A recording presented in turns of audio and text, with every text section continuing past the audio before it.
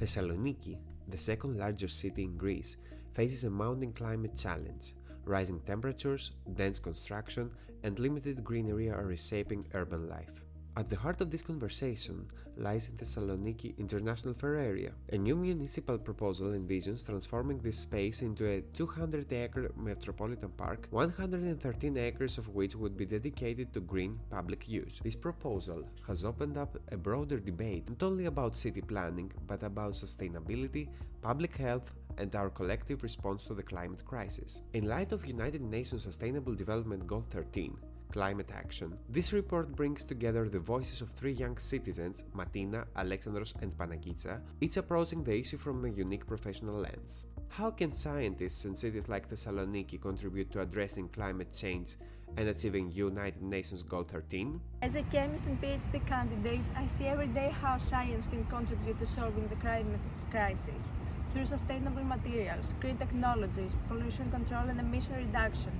UN Goal 13 concerns scientists, citizens, and local communities alike. Thessaloniki urgently needs actions that make the city more resilient to climate change. Media play a pivotal role as well, spreading the news and cultivating a positive perception of environmental issues. Why should we focus on local environmental projects, such as turning the TIF area into a park in Thessaloniki? Here in Thessaloniki, when we talk about environment, it's usually about disasters or pollution. But turning the TIF area into a big park could really change things for everyday life in the city. It's not just about planting trees, it's about what kind of place we want to live in. The media usually goes for the big dramatic stuff, but local projects like this matter just as much. They show that real change often starts in our own neighborhoods and can grow from there.